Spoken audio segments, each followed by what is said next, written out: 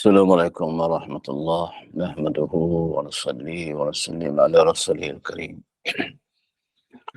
wa ala alihi wa ashabihi wa atba'ihi hamadatul din wal qawim.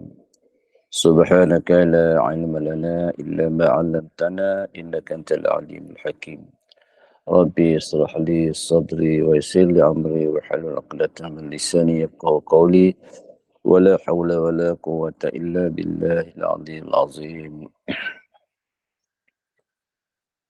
Allah Subhanahu wa taala, auzubillahi minasyaitonir rajim. Yu'til hikmata man yasha' wa man yu'tal hikmata faqad utiya khairan katsira wa ma yazakkaru illa ulul albab. Sadaqallahul azim. Wan Nabi sallallahu alaihi wasallam, ala wa inna fil jasad mudghah idza saluhat saluha jasad kulluh wa idza fasadat fasada jasad kulluh ala wa hiya al-qalb. Kama qala Nabi sallallahu alaihi wasallam. Alhamdulillah, tuan-tuan yang dikasihi oleh Allah Subhanahu wa taala. Ilmu ni ada dua saja. Ya, ilmu ni pada hakikatnya ada dua saja. Satu ialah ilmu untuk mengenali pencipta, dan yang kedua ialah ilmu untuk mengenali yang dicipta. Siapa pencipta? Siapa yang dicipta? Apa tugas pencipta? Apa pula tugas yang dicipta? Pencipta ialah Khaliq, iaitu Allah Subhanahu wa taala. Dan yang kena cipta ialah makhluk, iaitu alam ini. Tuan-tuan yang dikasihi oleh Allah Subhanahu wa taala, Allah Subhanahu wa taala zat yang ghaibul ghaib, zat yang tidak boleh dilihat, tidak boleh dilihat, tidak boleh dipegang. Allah Subhanahu wa taala dia bukan jising. Allah SWT bukan jiring. Allah SWT bukan jauhar. Allah SWT bukan arat. Jadi Allah SWT tidak memerlukan, tidak berkehendak kepada ruang. Allah SWT juga tidak berkehendak kepada masa. Jadi tuan-tuan yang dimuliakan oleh Allah SWT, wujudnya Allah Subhanahu wa taala dengan sifat keagungannya, bahawa dia itu ada sebelum adanya makhluk. Allah tu ada sebelum adanya alam. Allah tu ada sebelum adanya masa, sebelum adanya waktu, sebelum adanya masa. Masa ni dicipta oleh Allah Subhanahu wa taala. Waktu tu dicipta oleh Allah Subhanahu wa taala. Ruang tu dicipta oleh Allah Subhanahu wa taala. Jadi tuan-tuan yang dimuliakan oleh Allah Subhanahu wa taala, sebab itulah keagungan Allah Subhanahu wa taala, dia bersifat kidam. Apa maksud kidam? Maksud kidam dia sedia ada. Sebelum adanya perkara-perkara yang ada, Allah sudah pun ada. Kemudian adanya Allah Subhanahu wa taala itu baqa, kekal. Sedangkan adanya makhluk itu dicipta, diadakan. Sebelumnya tidak ada. Jadi Allah SWT yang menciptakan makhluk. Kemudian atas kehendak Allah lah, atas kehendak Allah Subhanahu wa taala lah, makhluk ini sama ada dia nak kekalkan ataupun dia nak hancurkan.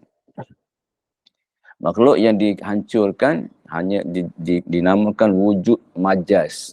Wujud majaz, wujud yang sementara, wujud seketika, wujud yang tidak lama, wujud yang tidak sebenar.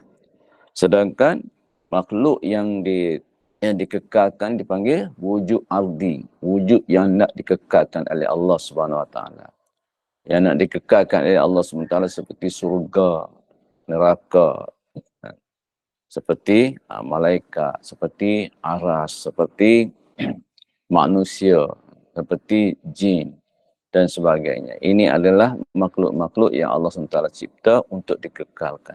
Manusia akan dikekalkan sama ada di dalam surga selama-lamanya ataupun di dalam neraka selama-lamanya. penghuni dalam neraka atas kehendak Allah Subhanahu Wa Taala.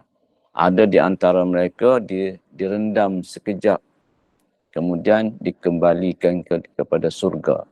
Ada duduk di situ agak lama, kemudian dikembalikan kepada surga. Ada pula selama-lamanya dalam neraka, abadan abada, selama-lama sampai bila-bila. Sebab makhluk ini benda yang dicipta. Apa yang diciptakan oleh Allah SWT terpulanglah kepada dia. Sama ada dia nak menghancurkannya atau mengekalkannya.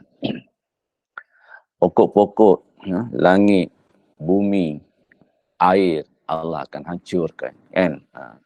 Jadi tuan-tuan yang dikasihi oleh Allah SWT, Allah mukhalafatuhu lil hawadis. Dia tak sama dengan ciptaannya. Allah tidak menyerupai sesuatu yang diciptanya. Dia tidak seperti makhluk yang diciptakan. Dia tidak berjisim, dia tidak berjirim. Dia tidak memerlukan tempat. Dia tidak memerlukan tempat ke sana, ke sini, atas, bawah, kiri, kanan. Jadi Allah SWT, keberadaan Allah SWT tidak berjihad. Maknanya tidak berarah. Tidak arah kiri, tidak arah kanan, tidak arah belakang, tidak arah depan. Jadi tuan-tuan yang dimuliakan oleh Allah SWT, itulah sifat keagungan Allah. Allah SWT qiyamuhu binafsih. Dia berdiri sendiri dengan keagungannya.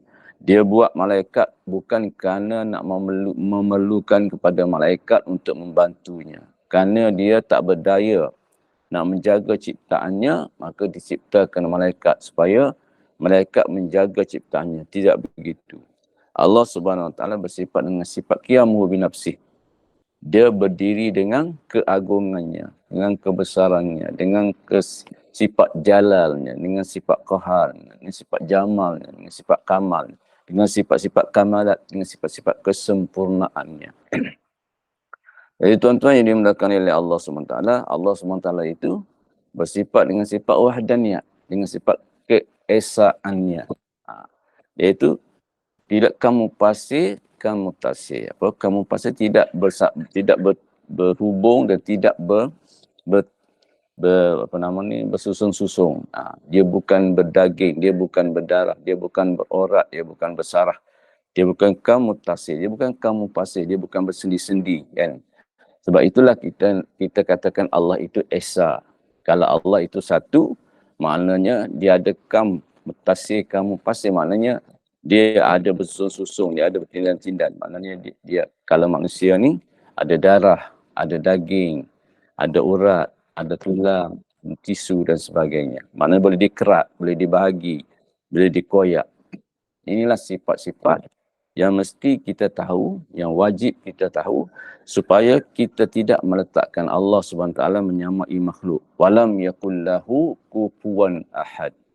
Allah tidak jadi sesuatu serupa dengan dia. Jadi tuan-tuan yang dikasihi oleh Allah SWT, di dunia ini kita tidak dapat melihat Allah.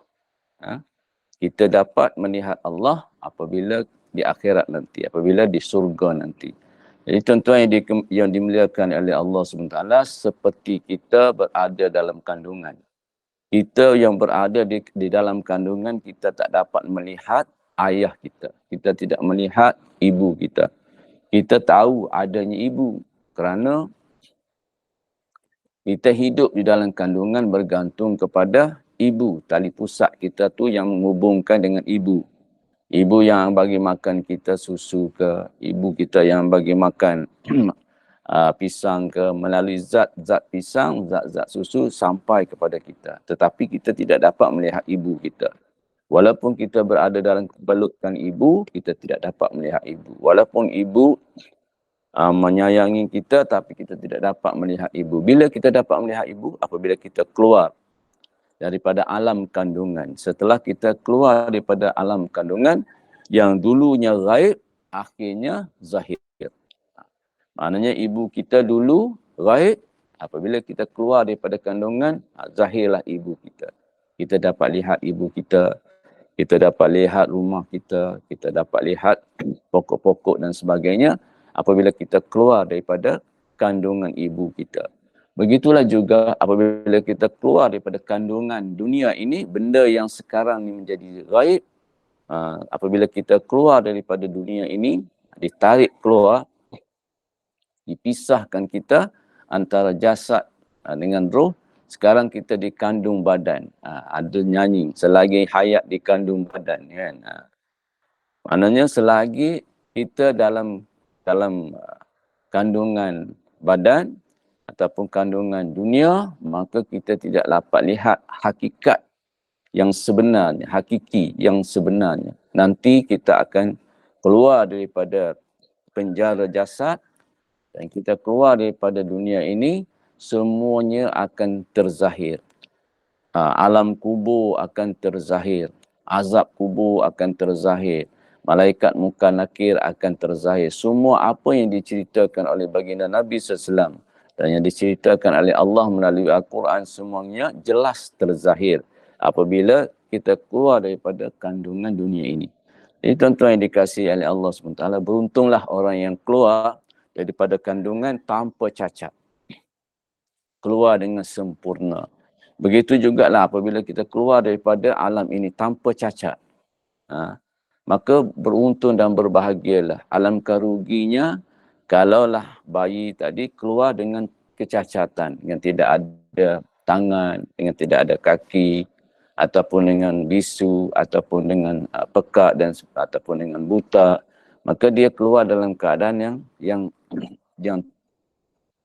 penuh dengan kesusahan. Begitu juga kita apabila kita keluar daripada dunia ini. Kita keluar daripada jasad kita menuju kepada alam berikutnya, maka kita rugi kerana kecacatan dalam solat kita, kecacatan dalam Quran kita, kecacatan dalam zikir kita, kecacatan dalam agama kita, dalam puasa kita dan sebagainya. Kita keluar dengan penuh dengan penyakit yang mencacatkan ibadat kita, maka kita akan menangis. Bagaimana menangisnya bayi-bayi yang kanak-kanak yang cacat apabila dia lihat kawan-kawan dia dapat berkejar, bermain, panjat pokok. Dia tidak dapat berkejar, dia tidak dapat bermain kerana kakinya tidak ada, kerana tangannya tidak ada, lalu dia menangis. Kenapa dia tidak boleh berkejar-kejar seperti kawan dia, kenapa dia tak boleh berlari-lari seperti kawan dia. Begitulah kita di akhirat besok apabila kita cacat amal kita. Amal kita penuh dengan penyakit, amal kita berbau busuk dan ditolak oleh Allah Subhanahu Wa Taala di atas kecuaian kita kerana mengutamakan dunia lebih daripada akhirat. Kita koyakkan akhirat kerana nak tampal dunia kita. Kita tak mau dunia kita cari. Kita tak mau dunia kita rosak. Kita tak mau dunia kita kurang. Lalu kita bersungguh-sungguh untuk tampalkan dunia kita jangan cacat. Kita tidak mau kelihatan cacat. Kalau di rumah ada kelengkapan-kelengkapan perabot, kita akan usaha sama seperti orang lain. Kalau orang lain ada kursi meja, kita pun nak ada kursi meja juga. Kalau orang lain ada kereta, kita nak juga ada kereta. Kalau orang lain ada macam-macam kelengkapan, kita pun nak yang sama juga. Kita rela mencacatkan solat kita. Kita rela melambat-lambatkan solat kita. Kita rela mempermain-mainkan solat kita demi untuk menjaga kepentingan dunia. Tetapi apabila kita balik ke alam akhirat, kita akan jadi orang yang menyesal, orang yang menangis. Menangis sepanjang masa. Menangis mayat di pintu kubur, mengenang nasib tidak sembahyang. Itu ayat-ayat orang-orang tua dulu ketika dia menghayungkan buaian anak dia, menangis mayat di dalam kubur, mengenang nasib tidak sembahyang. Jadi tuan-tuan yang dimuliakan oleh Allah SWT, itulah sebabnya kita nak dengar sedikit tazkirah pagi. Mudah-mudahan dengan tazkirah pagi ini memberi kesedaran kepada kita. Tidak ada alat lagi yang boleh menyedarkan kita. Tidak ada alat lagi yang boleh memperbaiki kita. Melainkan kita mengikut bimbingan Al-Quran dan bimbingan hadis Rasulullah SAW. Tidak ada tujuan Al-Quran dan tidak ada tujuan hadis. Melainkan untuk memperbaiki kehidupan manusia supaya mereka, apabila mereka balik, bertemu dengan Allah Subhanahu Wa Taala, mereka balik dalam keadaan yang sempurna, qalbun salim. Mereka balik dengan ruh yang sempurna, hati yang sempurna, jiwa yang sempurna. Tak mau balik dengan qalbun maridun, hati yang berpenyakit, ruh yang berpenyakit, jiwa yang berpenyakit. Ataupun balik dengan qalbun mayyitun, hati yang sudah mati, jiwa yang sudah mati, ruh yang sudah tidak apa nama ni, tidak ada apa-apa amal yang dibawa kepada Allah Subhanahu taala. Allah Subhanahu taala beritahu kita, ya ayyuhallazina amanu, wahai orang yang beriman, la tulhikum amwalukum, janganlah memperdayakan kamu, janganlah melalaikan kamu, amwalikum, harta-harta kamu, wa auladikum, dan juga anak pinak kamu, an zikrillah, daripada mengingati Allah, daripada sembahyang, zikir, Quran dan sebagainya. Wa man yaf'al zalik, siapa yang berbuat demikian, menjadikan hartanya, menjadikan anak pinaknya sehingga dia lalaikan daripada mengingati Allah, mengingati alam akhirat. Mereka itu adalah faulaikumul khasirun, mereka itu adalah orang yang rugi. La tulhikum amwalukum wa auladukum an zikrillah. Wa may yaf'al zalika faulaikumul khasirun. Jadi tuan-tuan yang dimuliakan oleh Allah Subhanahu Wa Taala, kita nak ambil berkat lah kan, nak ambil berkat daripada ujaran orang-orang soleh, iaitu ujaran Syahata'illah, satu orang yang menjadi panduan kepada orang-orang soleh, orang-orang yang nak menuju kepada Allah Subhanahu Wa Taala. Maka kitab Syahata'illah sentiasa menjadi rujukan orang-orang yang berada di pesantren ke, orang yang ada di pondok-pondok ke, orang yang ada di pusat-pusat pengajian yang terdahulu sejak beratus tahun, beribu tahun. Kitab dia masih segar menjadi panduan bimbingan, kerana kitabnya begitu hikmah. Banyak benda-benda yang tersembunyi di dalamnya yang menjadi pedoman kepada kita untuk mendekati Allah dan untuk mendekati Rasul, untuk memahami Al-Quran dan untuk memahami hadis. Jadi pada pagi ini, mari kita sama-sama tumpukan perhatian kita kepada ujaran yang ke-207. Satu ujaran yang cukup tinggi sudah, 207. Jadi Syahata'illah memberitahu kita, Syahata'illah memberitahu kita, qayyadat ta'ati bi'a'yanil awqat. Qayyadat ta'ati bi'a'yanil awqat. Kay la yamna'aka anha wujudut taswif. Qayyadat ta'ati bi'a'yanil awqat kay la yamna'aka anha wujudut taswif.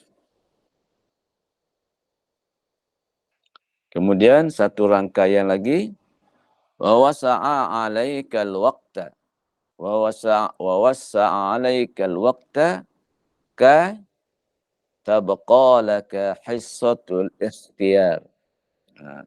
Wa wasa'a 'alaikal waqta kay tabqa laka hissatul ikhtiyar.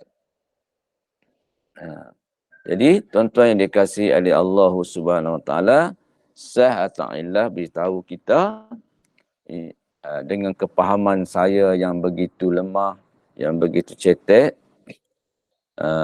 kalau tuan-puan ingin satu kepahaman yang jelas, yang jitu, kenalah berguru dengan orang-orang yang arif. Qayyadat ta'ati bi'a'yanil awqat. Allah SWT sengaja qayyad, mengikat ta'at, ketaatan. Allah SWT mengikat ketaatan hambanya bi'a'yanil awqat, dengan waktu-waktu yang tertentu. waktu-waktu yang ditetapkan. Allah Subhanahu Wa Taala menjadualkan jadual taat dengan jadual-jadual yang ditentukan waktunya. Supaya la yamna'aka anha, supaya tidak menahan engkau. Supaya tidak menahan engkau anha daripada amal-amal tu wujudut taswih, kerana adanya sifat kebiasaan melengah-lengah, kebiasaan malas, melengah-lengah, melambat-lambat dan sebagainya. Jadi Allah SWT tahu sifat kita ni macam tu, suka melengah-lengah, suka melambat-lambat, suka membiarkan. Jadi amal tu sangat penting untuk kita. Ketaatan tu sangat penting. Taat yang Allah SWT beri mengikat kita itu sangat penting. Kan? Sangat penting. Kalaulah tidak diikat, hidup kita tak keruan, tak tentu arah, tak tentu hala tuju, tak tahu di mana tujuannya. Tak. Macam layang-layang yang terputus tali. Mengapa kita ikat layang-layang di udara dengan tali? Kerana kita tidak mahu layang-layang itu melayang sesuka hati dia, sehingga dia akan jatuh di tempat yang merosakkan dia, yang mencarikan dia, jatuh di lembah ke, tersangkut di pokok ke, atau dia cari ke dan sebagainya, membinasakan diri dia. Lalu kita kawal dia, ikat dia dengan tali. Dia boleh naik tinggi, dengan syarat dia kena diikat. Macam tu juga dengan hambanya. Hambanya duduk di atas muka bumi ini sangat-sangat bahaya. Kerana kecenderungan nafsunya, dia akan melakukan apa sahaja. Jika tidak diikat, jika tidak dibatas, dia akan perbuatkan apa saja, sejauh mana, sedalam mana dia akan pergi, dan akhirnya membinasakan dia sebinasa-binasanya. Kerana berlaku kerosakan.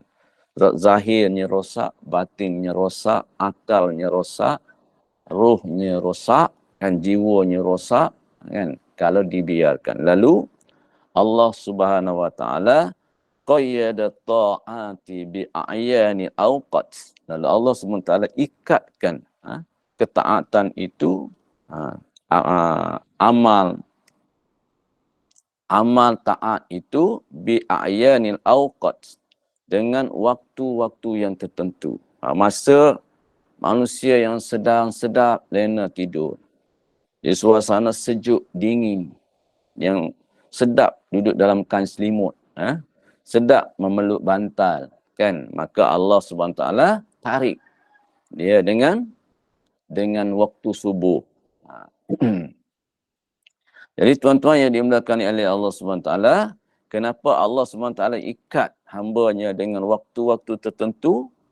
Kai la yamna'aka anhu wujud taswis, supaya dapat mencegah engkau daripada wujudnya kemalasan, wujudnya suka menangguh-nangguh, wujudnya rasa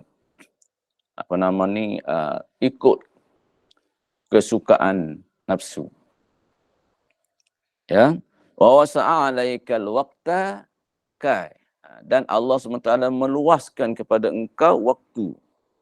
Waktu diluaskan. Walaupun diikat dengan waktu, tapi waktu tu Allah SWT luaskan. Tabqa laka hissatul ikhtiyar.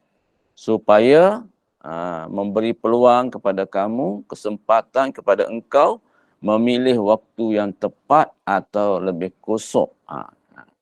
Contoh, ada pula Allah luaskan. Kerana ada ketika-ketika yang tertentu, ada satu amal yang menyebabkan kita tangguh satu amal yang lain. Seperti orang yang berjihad, umpamanya. Dalam jihad, mereka dalam keadaan sakit, mereka dalam keadaan penat, mereka dalam keadaan lapar dan sebagainya, kerana berhadapan dengan musuh di perbatasan, lalu Allah SWT perluaskan waktu taat tadi, waktu sembahyang tadi ditakhirkan, boleh dilewatkan sikit. Kan? Satu orang yang dalam perjalanan kerana mencari rezeki, apabila perjalanan itu agak jauh sikit, 2 marhalah atau sebagainya, maka Allah perluaskan waktu je, boleh ditakhirkan ataupun boleh dijamakkan dan sebagainya. Semuanya itu kerana Allah SWT nak memberi kita keringanan supaya kita dapat mentaatinya, menyembahnya dalam keadaan penuh khusyuk dan penuh tenang. Jadi itulah kebijaksanaan Allah SWT dalam mendidik hamba-Nya. Apabila hamba-Nya dalam keadaan biasa-biasa, ditetapkan ini masanya. Bila hamba-Nya duduk dalam keadaan ruksah, dalam keadaan ada kekangan-kekangan tertentu, maka Allah Subhanahu Wa Taala perluaskan untuknya waktu taat tadi. Jadi tuan-tuan yang dimuliakan oleh Allah Subhanahu Wa Taala, sebab apabila waktu itu tidak ditetapkan, nescaya manusia akan menunda-nunda dan akhirnya tidak sampai berbuat. Maknanya tunda sehingga terlepas. Bila terlepas, dia dah kena hukum. Kata Nabi, satu orang yang tinggal sembahyang, dia akan diam di dalam neraka selama 1 hukum. Ulama kata 1 hukum tu 80 tahun. Dan 1 hari di akhirat sama dengan 1000 tahun di dunia ini. Akibat daripada cuai untuk melaksanakan taat kepada Allah, maka dia akan dikenakan 1 hukum. Jadi tuan-tuan yang dikasihi oleh Allah SWT, kita ini adalah hamba kepada Allah, bukan hamba kepada nafsu, bukan hamba kepada dunia, bukan hamba kepada harta. Kita dijadikan untuk menghambakan diri kepada Allah. Allah SWT beritahu dalam Al-Quran, wa ma khalaqtul jinna wal ins illa liya'budun. Aku jadikan jin dan aku jadikan manusia supaya mereka menghambakan diri kepadaku, bukan menghamba diri kepada makhluk ciptaan aku, tidak. Makhluk ciptaan aku itu hanyalah untuk memudahkan mereka taat kepada aku. Bukanlah diciptakan makhluk itu untuk memayahkan mereka taat. Apabila mereka nak taat kepada Allah, maka mereka lapar.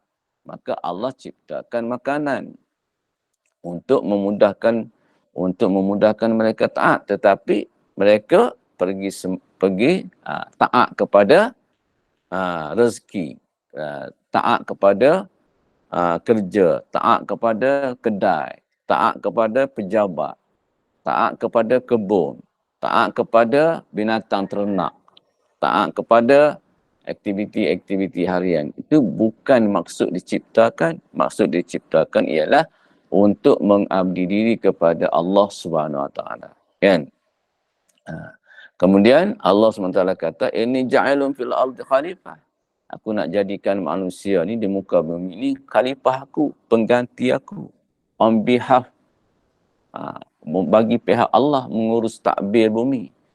Orang yang menjadi wakil bagi seseorang, dia kena taat pada seseorang tu, orang yang mewakili dia tu. Kalau saya mewakili awak ke sini, maka kamu kena ikut kehendak-kehendak aku, kamu kena ikut arahan-arahan aku, bukan boleh buat pandai-pandai kamu. Jika saya menghantar kamu ke kampung menjalankan tugas untuk memberi penerangan kepada orang kampung tentang bagaimana cara menanam getah. Kamu tak boleh pergi ke kampung untuk memberitahu cara menanam tembikai. Kamu tak boleh pergi ke kampung untuk beritahu bagaimana cara tanam durian. Sebab kamu dihantar untuk memberitahu bagaimana tanam getah. Begitulah juga Allah SWT kita hantar kita ke bumi ini khalifah bagi pihak dia, mewakili dia. Mencipta bangunan bagi pihak Allah. Mencipta rumah bagi pihak Allah. Dan mana semua bangunan rumah tadi mestilah dalam ketaatan kepada Allah Subhanahu Wa Taala. Sebab asalnya kita dicipta untuk jadi hamba dia. Jadi jadilah khalifah yang berstatus hamba Allah, bukan khalifah yang berstatus hamba dunia, hamba makhluk. Maka Allah Subhanahu Wa Taala ikatkan kita supaya jangan terkeluar daripada landasan yang telah ditetapkan. Kerana maksud Allah Subhanahu Wa Taala mencipta kita ni sebagai hamba dia kerana nak diletakkan dalam syurga. Allah Subhanahu Wa Taala tak suka kita duduk dalam neraka.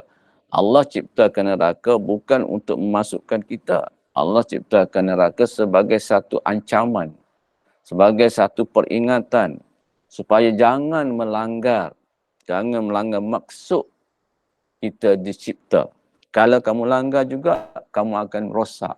Kamu akan binasa. Benda yang rosak, benda yang binasa, tak sepatutnya disimpan.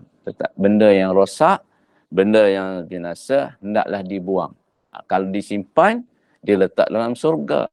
Kalau dibuang, tentulah dibuang dalam api, dalam neraka. Macam kita. Ya. Kalaulah benda yang rosak, contohnya pasu bunga kita. Kalau pasu bunga itu sudah rosak, maka kita akan buang dia, akan bakar dia, buang dalam sampah, kemudian dibakar.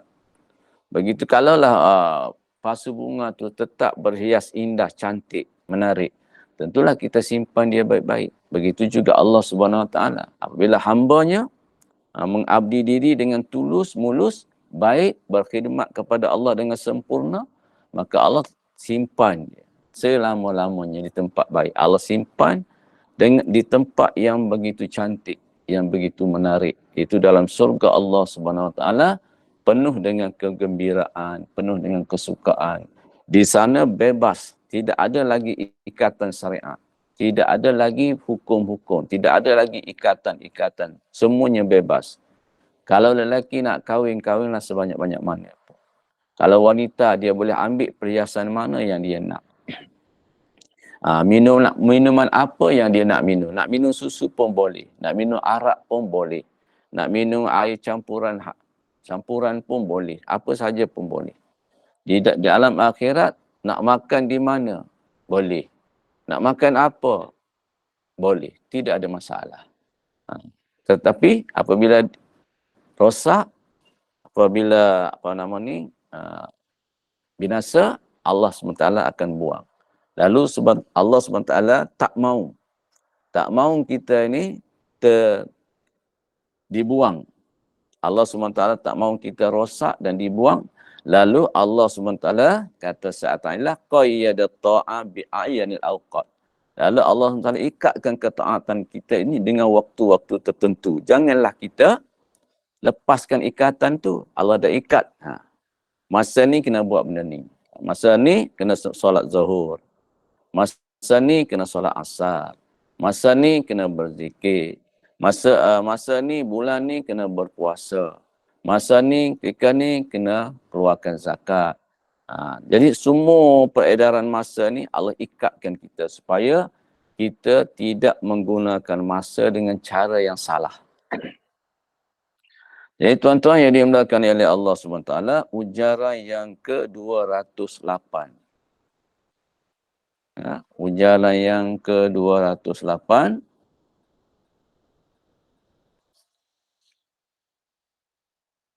Alima qillata nahudi ibad.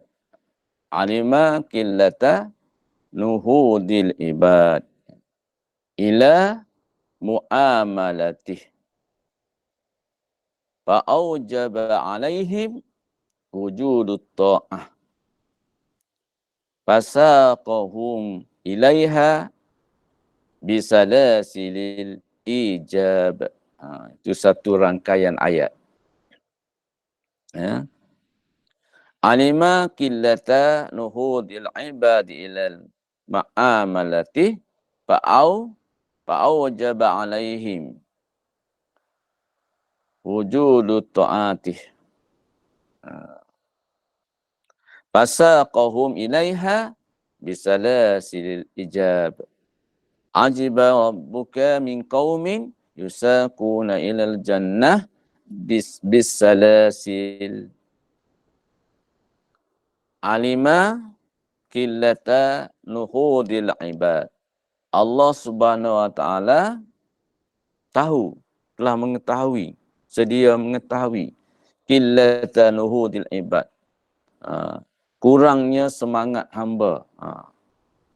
Kurang bersemangat, tidak begitu gairah bersemangat ila muamalatih, kepada muamalat, kepada mengerjakan amal, kepada mengerjakan taat. Kalau bab taat memang lemah. Kalau bab maksiat memang cepat. Kalau bab harta memang matanya berpinar-pinar. Kan? Tapi kalau bab taat, matanya pun kuyu, lemah, tenaga pun longlai. Tapi kalaulah ajak pergi shopping, wah, begitu bersemangat, kan? Duduk di depan cermin tu tak sah kalau duduk 10 minit. Sekurang-kurangnya setengah jam, sebaik-baiknya 1 jam. Dihiasnya, kalau perempuan lah ni kan, laki pun sama juga. Kan, dihiasnya macam muka tu dihias begitu rapi sekali. Kan, matanya tu satu helai bulu mata pun tak boleh belok. Tak boleh silap, kena sama, kena rapi. Kan, berapa lapis apa nama ni bedaknya kan, dengan itulah inilah tak tahu pun saya, kan begitu rapi sekali. Kalau kata penceramah, dia bukan minta izin dengan suami, dia maklum saja pada suami yang dia minta izin dengan cermin. Dia pergi depan cermin, dia tanya cermin, saya nak pergi ke kedai ni, saya nak pergi ke apa nama ni, butik ni, saya nak pergi ke market ni, saya nak pergi ke pusat beli belah ni, boleh ke? Kata cermin, dah boleh, bagus, boleh, okey, boleh, semuanya rapi. Dia pun pergilah, kan. Masa nak pergi tu, dia maklum saja suami. Dia kata, bang, saya nak ke kedai ni. Tak ada, jarang kita dengar. Boleh tak abang, kita nak pergi kat kedai. Kalau awak izin, saya pergi. Kalau awak tak izin, saya tak pergi. Jarang sangatlah kita nak dengar macam tu, kan. Yang selalu kita dengar, dia minta maklum. Saya memaklumkan saja. Yang dia minta izin, cermin. Kan. Kalaulah duduk depan suami, berbincang sejam. Boleh tak saya pergi? Kalau saya pergi, saya nak beli benda ni. Kerana nak buat benda ni. Kalau awak setuju ke tak setuju ke, tak ada orang buat macam tu. Kan? Yang banyaknya, bukan tak ada, jarang. Ada mungkin ada, tapi jarang. Tapi kalau minta izin cermin, lama dia bermusyawarah dengan cermin. Kan? Dia tanya cermin, mata aku ni dah elok dah ke? Boleh dah ke? Cermin kata, boleh dah, tapi ada sikit lagi tu. Kemaskan sikit. Dia pun kemas. Okey dah mata. Hidung? Okey dah hidung. Dagu? Okey dah. Kain tudung tu macam mana? Ombak-ombak dia tu, lipatan-lipatan dia tu dah elok dah ke letaknya? Cukup dah ke apa nak pin-pinnya? Kan? Dah cukup dah ke hiasan-hiasannya? Lalu boleh keluar, kan? Jadi, alima qillata nuhudil ibadi ilal mu'amalat. Allah SWT sangat mengetahui tentang kelemahan semangat seseorang. Sikitnya, kurangnya semangat seseorang hamba itu untuk mengerjakan taat. Kalau untuk mengerjakan taat, nak sembahyang awal waktu, ya Allah, beratnya. Kan? Berat sangat. Macam nak pikul kayu. Macam nak pikul kayu api ataupun lebih berat daripada tu. Macam nak panjat pokok, kan? Padahal 4 rakaat pun bukannya lama. Lebih kurang 5 minit saja ataupun 6 minit, paling lama pun 10 minit. Tapi beratnya bukan main, kan? Jadi, alima qillata nuhudil ibadi ilal mu'amalat. Allah SWT mengetahui yang kamu itu kurang bersemangat kalau nak mengerjakan amal, fa'aujaba alaihi, maka dia mewajibkan ke atas mereka wujud taat untuk melakukan taat. Lalu Allah SWT wajibkan supaya dia taat. Kalau tidak, kamu derhaka, kamu berdosa. Dosa-dosa atau asi. Asi-asi itu maknanya derhaka.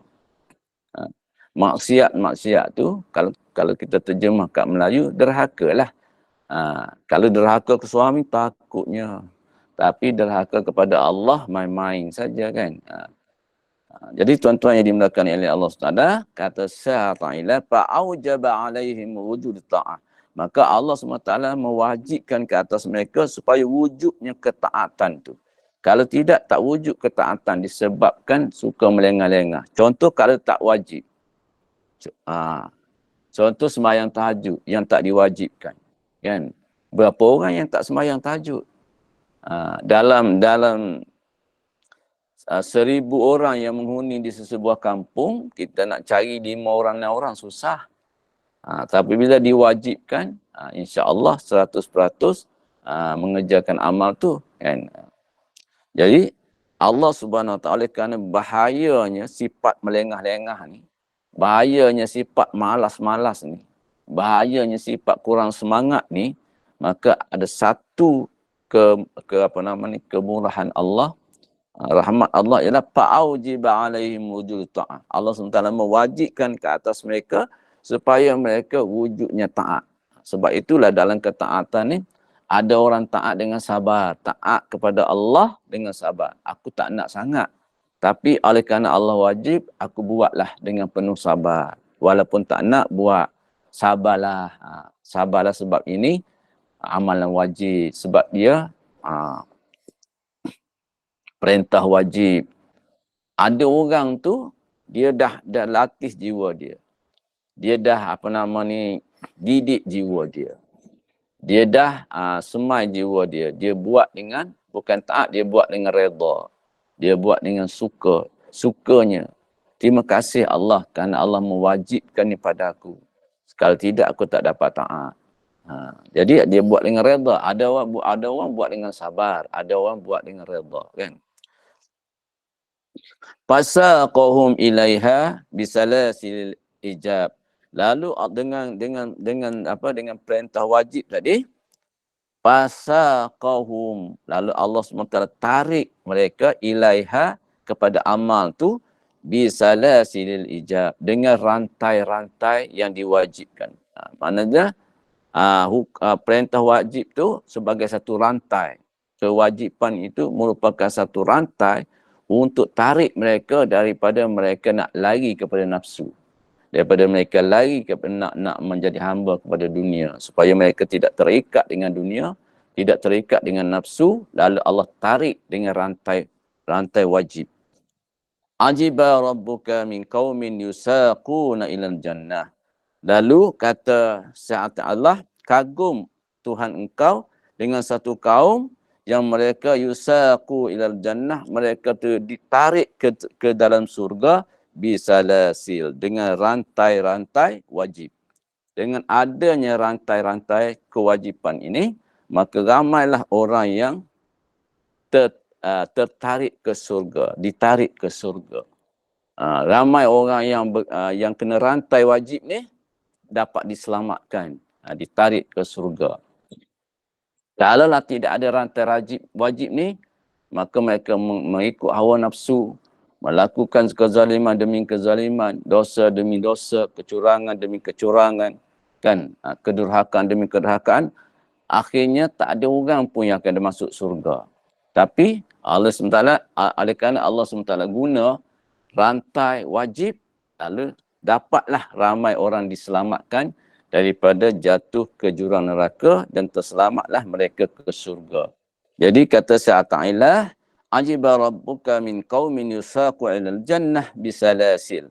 Lalu Allah SWT kagum dengan rantai yang Allah buat tu, maka menyelamatkan banyak manusia daripada terhumban ke dalam neraka. Semoga Allah SWT beri taufik kepada kita untuk kita dapat melaksanakan kewajipan yang Allah tetapkan kepada kita dengan jiwa yang terbuka, dengan jiwa yang tenang, dengan jiwa yang suka, dengan penuh keredaan kepada Allah yang Maha Pengasih dan Maha Penyayang. InsyaAllah kita dah habis 2 ujaran pada pagi ini dan kita pergi ke muzakarah. Muzakarah ni bukan soal jawab sebenarnya. Muzakarah ni kita saling memberi pandangan. Bukan soal jawab, tapi kalau nak tanya juga tu bolehlah saya jawab sekadar ilmu saya yang lemah. Silakan. Bismillahirrahmanirrahim. Assalamualaikum warahmatullahi taala wabarakatuh. Assalamualaikum warahmatullahi Saya begini. Jika kita rasa lebih rajin untuk melakukan sesuatu ibadat sunat lah. Yeah. Sebab kalau ibadat wajib itu memang kita buat kan, solat, sembahyang, puasa, zakat dan sebagainya tu. Jadi kalau kita rajin ibadat sunat seperti sembahyang sunat, puasa sunat, baca Quran, bersedekah kan. Jadi soalan saya nak tanya lah ni. Adakah itu petanda yang menunjukkan kita tu dikasihi oleh Allah ataupun amalan kita tu diterima? Terima kasih. Alhamdulillah.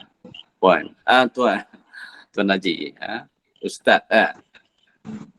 Jadi mengikut dalam satu hadis, Nabi SAW beritahu Allah SWT memfardukan sesuatu amalan kerana untuk bawa kita kepada sifat taat. Dan sesiapa yang mengamal amalan sunat, maknanya dia akan dapat kasih Allah. Allah mengasihinya. Kan? Jadi salah satu tanda selepas kita taat, tanda kita tu satu orang hamba, kemudian nak tahu kita ni dikasih oleh Allah tidak, ialah macam Tuan kata tadi, kita ringan dalam membuat amal sunat. Bila ringan dalam membuat amal sunat, gembira kita buat amal sunat tu, maknanya itulah satu tanda. Satu tanda bahawa kita dikasihi oleh Allah Subhanahu Wa Taala. Sebab yang wajib itu, mana hutang, apa yang wajib tu satu benda kepastian, tak boleh tidak. Macam kita berniaga lah, modal tu tak boleh tidak kena ada. Tanda untung berniaga ialah adanya tambahan keuntungan daripada modal. Jadi saya gembira sangat dengan soalan ini kerana nak beri faham kepada kita dan kita semua, saya dan kita semua ialah kalaulah kita buat amal sunat dengan penuh gembira, itu tanda Allah kasih kepada kita. Alhamdulillah. Okay, terima kasih. Ya, sama.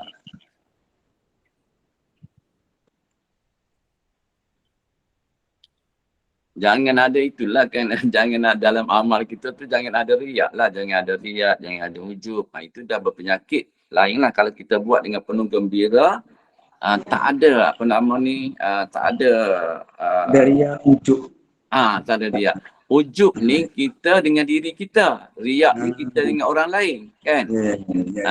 Kalau kita buat satu amal, kita bangga dengan diri kita, tak melibatkan orang lain, itu ujub.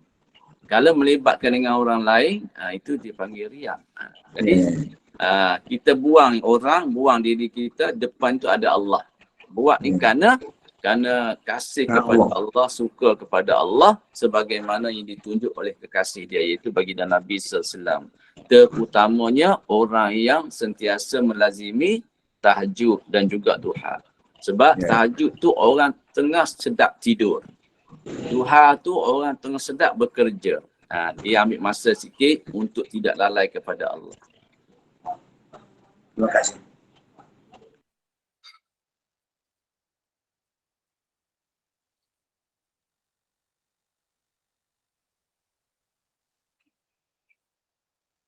Jadi tuan-tuan yang dikasihi oleh Allah SWT, pada pagi ini satu ujaran yang diberitahu kepada kita oleh Syekh Ta'ilah,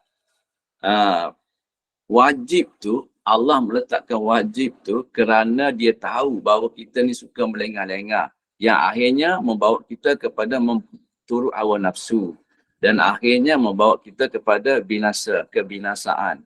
Lalu Allah SWT tak mahu kita binasa, lalu Allah SWT tak mahu kita rosak, maka dengan kasih sayangnya, aku wajibkan dia. Macamlah kita mewajibkan anak kita baca Quran. Kita tahu bila dia besar nanti, dia sibuk dengan kerja, dia sibuk dengan anak, dia sibuk dengan keluarga.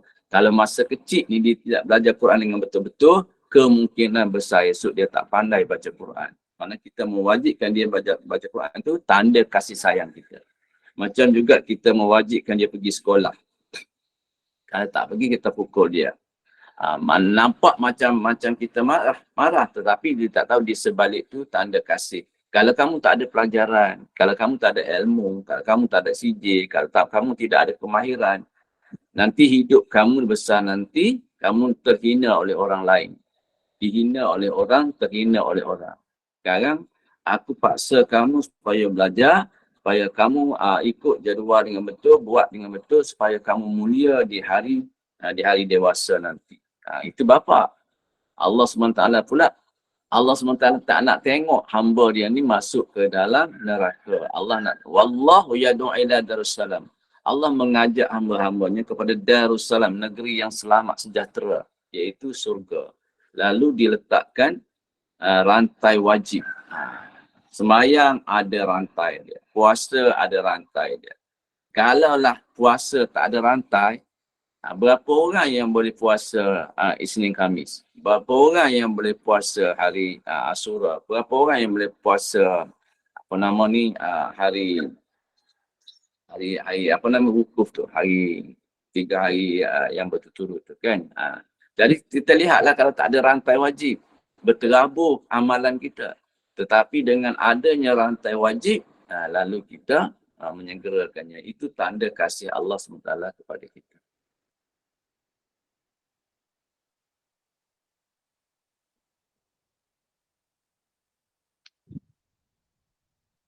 Macam mana tak ada dah? dah apa? Tak tahulah faham ke, tak faham ke. Assalamualaikum Ustaz.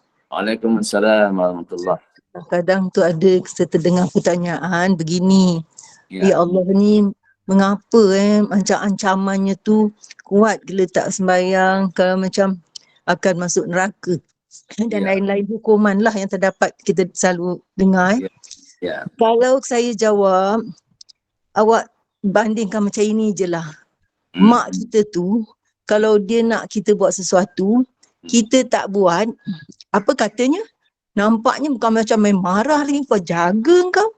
Balikkan aku sebat kau. Tapi kalau dah depan dengan mak, taklah begitu sangat mak punya hukuman. Jadi bolehkah kita macam ibaratkan begitu? Allah kan, tapi saya tekankan balik, Allah tu sifat masih sakit, kasih, sayang. Takkanlah begitu sekali.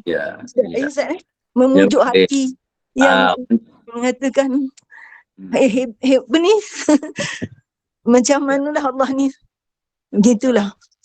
Lebih kurang untuk kita orang awam ni yang kita tak pandai Arab ni kan, tak pandai lah Arab hadis tu, kita kurang faham Quran, kurang faham, kita buat tamsil macam tu, bagus.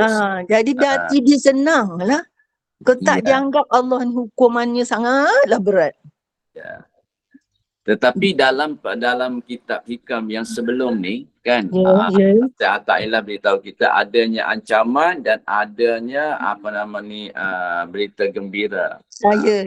Ada dua perkara. Satu perintah tu ada dua. Satu ancam, satu berita gembira. Itu naziran basiran. Kalau tinggal semayang macam ni, kalau laksanakan semayang macam ni, inni ftaraltu alaika ummati khamsa salawat.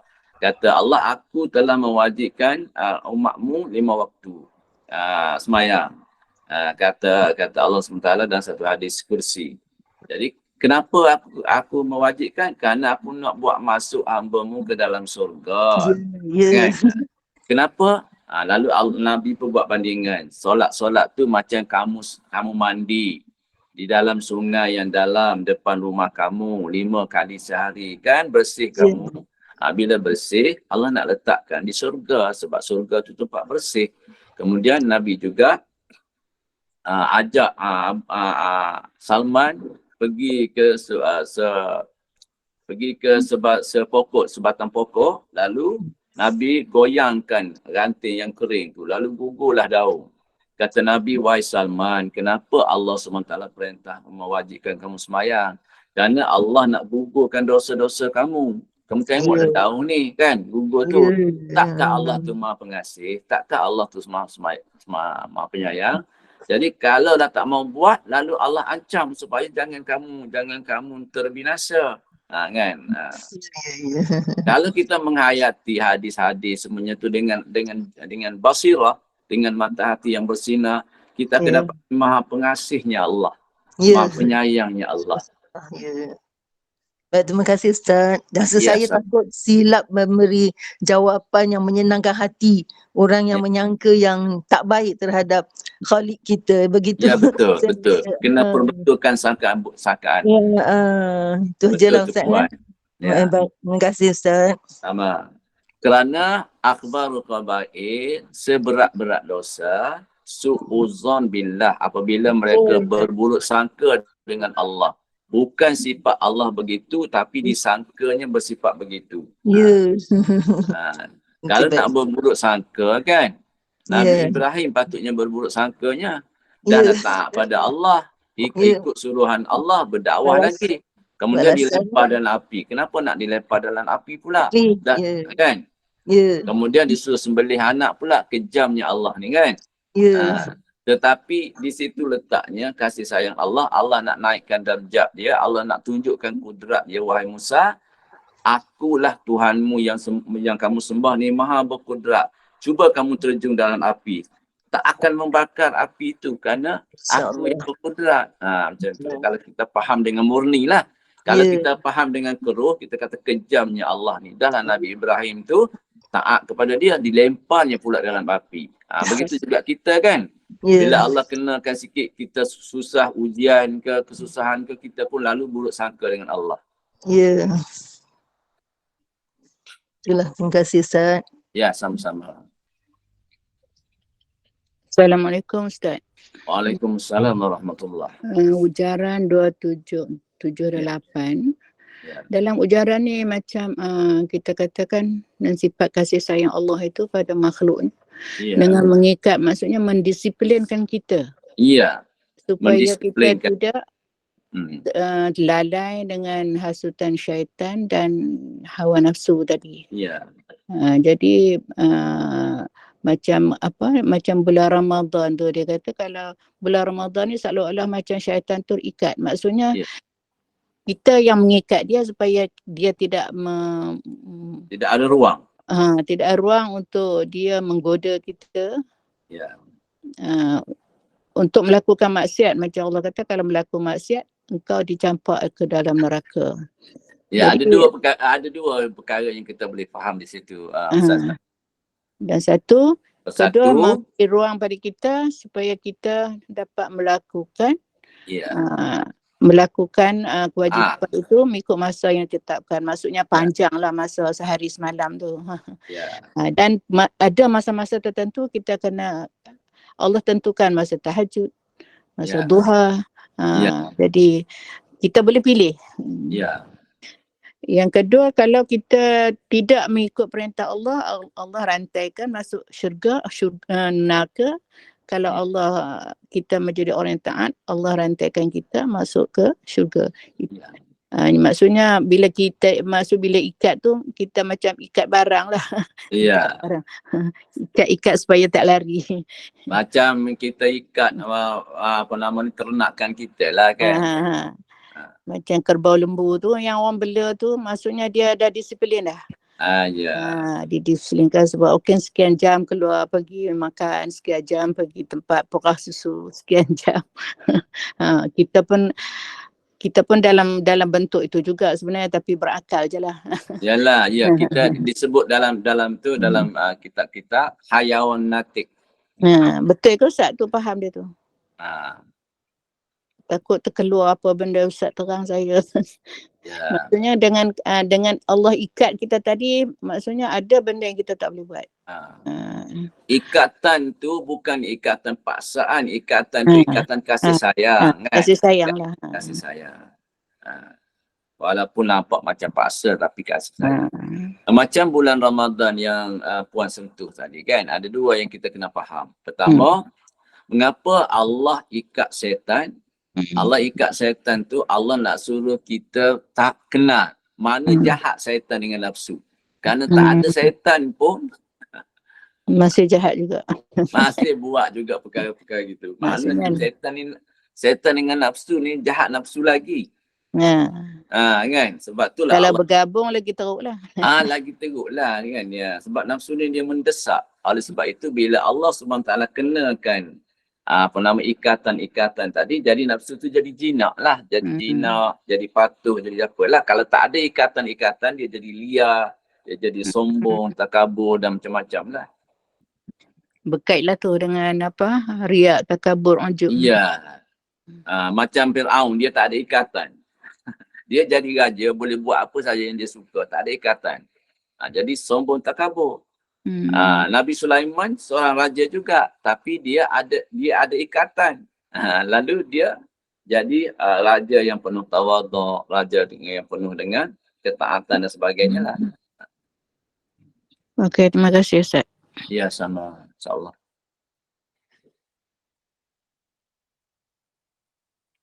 Okay. Ya, Puan orang ini ada nak? Ya. Assalamualaikum Ustaz.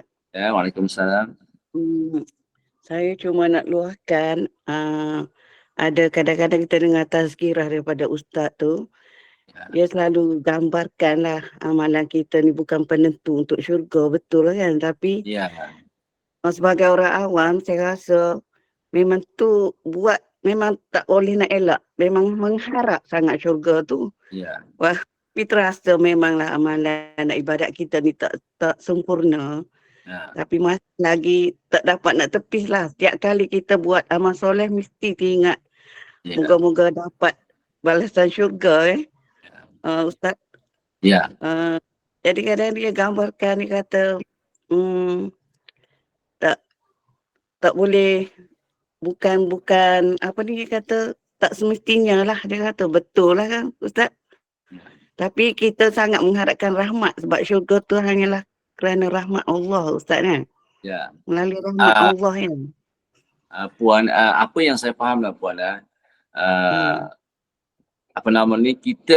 kita boleh mengharap surga dan kita juga digalakkan mengharap surga. Yang kita tak bolehnya tuntut. Jangan menuntut surga kan. Dengan harapan tu. Kita tak boleh tuntut pada Allah untuk dapat surga. Jadi harap tu dengan rahmat Allah. Kita lihat saja tak layaknya kita masuk surga kan. Dosa kita ni sangat banyak kan. Dosa yang tak berbuat dosa pun banyak.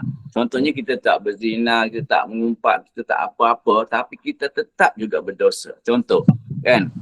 Kita tak tahu fardu ain.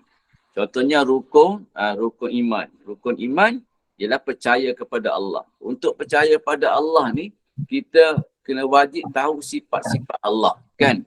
Jadi kalau kita tak tahu, kita berdosa kan. Beriman dengan Rasul. Sekurang-kurangnya kita tahu 25 Rasul kan. Tapi kita tak tahu. Semuanya tu dosa.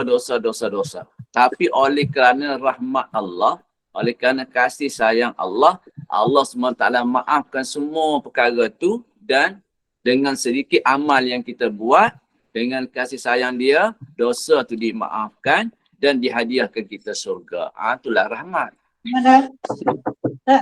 Ya? Jadi jelas lah ya. Jadi selalu bila saya dengar, saya rasa macam terkilan dengan ayat-ayat tu kan. Itu pandangan-pandangan tu kita maaflah. Kita saja juga banyak kelemahannya. Cuma jangan kita laga-lagakan ustaz lah kan.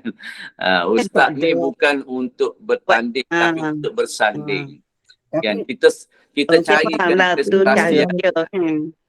Kan? Azan, puasa ke? Ya, buat Cuma ada rasa Tak cukup tidur ke semalam? rasa terganggu lah emosi kita. Ada apa tu? Nak bincang Ah. boleh kan ni? ya silakan tuan. Apalah saya bagi peluang pada Wan tu lah. Terima kasih Ustaz ya. Ya. Wan ada nak cakap ke Wan?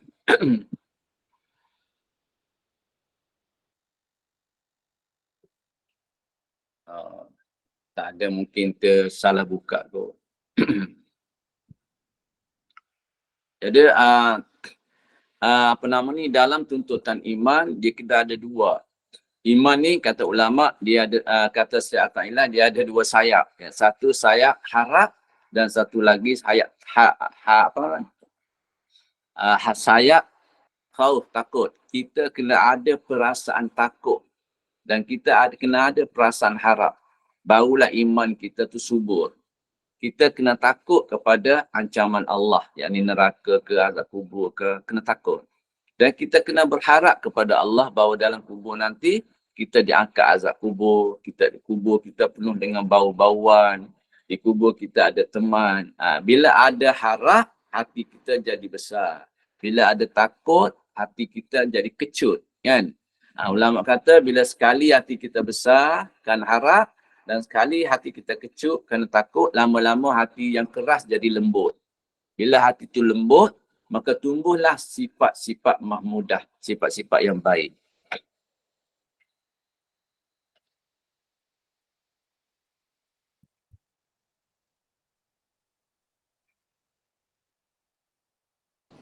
Assalamualaikum Ustaz. Ya, Waalaikumsalam warahmatullahi wabarakatuh. Ustaz, boleh tak Ustaz terangkan kepada kami bagaimana Allah memandang hamba dia yang tidak menunaikan solat yang wajib tu 5 waktu, dan adakah sama orang yang tak solat 5 waktu ni dengan orang yang dia solat tapi dia membuka aurat secara terang-terangan, contoh tak pakai tudung, pakai pakaian seksi. Lepas tu soalan kedua saya, macam mana kita nak berurusan dengan orang macam ni, sebab hari-hari kita banyak urusan dan kebanyakannya melibatkan duit, kan. Kadang-kadang ada yang kita beri urusan kita, contoh properti melibatkan RM1 juta, RM2 juta, tapi kita hati kita berat bila mana kita tahu orang ni dah umur 40, 45 tapi tak solat. Sebab banyak kali kita bermusafir, kita tahu dia tak solat kan ketika kita solat. Dan satu lagi golongan ni, orang ni dia memang seksi betul pakaian dia, tapi kita kena berurusan dengan dia Ustaz, lagi dia melibatkan duit. Dan kebanyakannya pengalaman saya ialah bila kita berurusan dengan mereka-mereka yang dua golongan ni, ada sahaja halangan dan kesusahan yang bukan calang-calang. Adakah itu Allah ingin menunjukkan kepada kami bahawa meletakkan limit. Cuma kami tak tahu nak limit macam mana. Lepas tu kita kan kena sangka baik kan Ustaz. Lepas tu berharap kan pintu taubat sentiasa terbuka kan Ustaz. So boleh tak Ustaz terangkan? Agama ni sudah pun jelas kan, al-yauma akmaltu lakum dinakum wa atmamtu alaikum ni'mati. Aku telah sempurnakan agama. Agama tu sudah sempurna. Nikmat dalam agama sudah cukup. Tak boleh lari lagi daripada, tak perlu lagi cari daripada luar agama, kerana agama tu sudah cukup. Jadi saya kaitkan sikit dengan satu peristiwa. Baginda Musa AS bertanya kepada Allah. Kata silap saya, Nabi Musa lah, dia tanya pada Allah, wahai Allah, kamu tu bersifat pengasih, bersifat penyayang. Kenapa kamu buat neraka, tak buat surga saja? Kan kamu boleh ampun dan masuk surga saja. Lalu Allah SWT nak jawabkan pertanyaan Nabi ni. Biasa pertanyaan para Nabi ni Allah tak jawab direct. Allah SWT buat tugasan. Kerana Allah SWT nak jawab tu supaya adanya ta'akul, menggunakan akal, makul. Barulah akal itu digunakan. Baru dia jadi tafakur.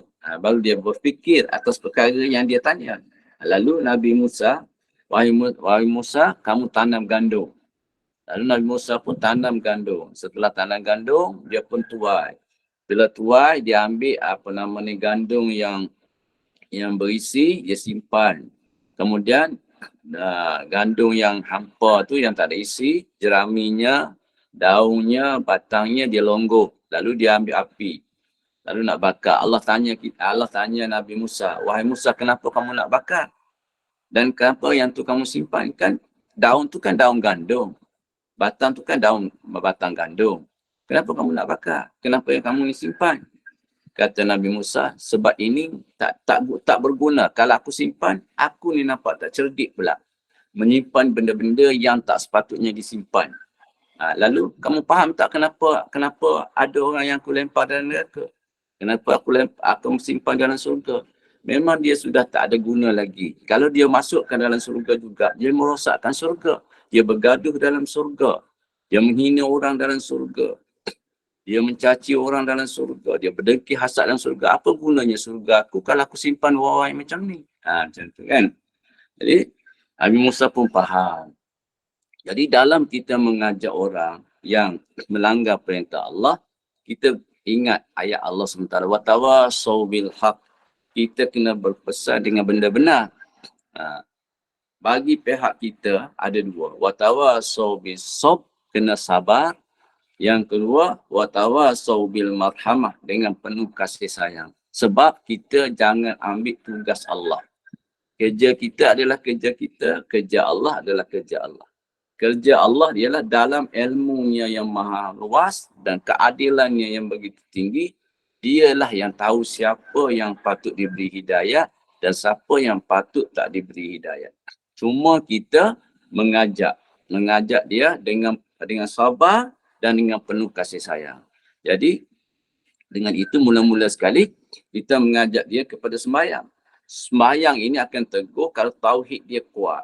Jadi semua perkara ni dia keluar daripada sifat sembahyang. Kalau sifat sembahyang orang tu baik, maka akan baiklah orang tu dalam tingkah laku dia. Wa in saluhat, kalaulah sembahyang tu baik, saluha sairu amali, maka baiklah perbuatan dia. Kenapa Allah perintah kita solat? Allah perintah kita solat sebab untuk menzahirkan akhlak solat di luar solat. Jadi kalaulah akhlak solat tak keluar di luar solat, itu ada something wrong dalam solat. Perbetulkan solat, insya-Allah solat tu lama-lama akan memperbaiki orang tu. Kalau kita terus tegur dia dengan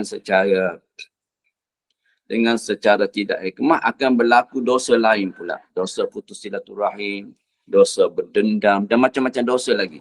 Jadi kita kena penuh dengan hikmah, beritahu dia tentang pentingnya solat. Dan orang solat, dia akan bersifat dengan akhlak solat. Akhlak solat tu dalam solat kan kita tudung.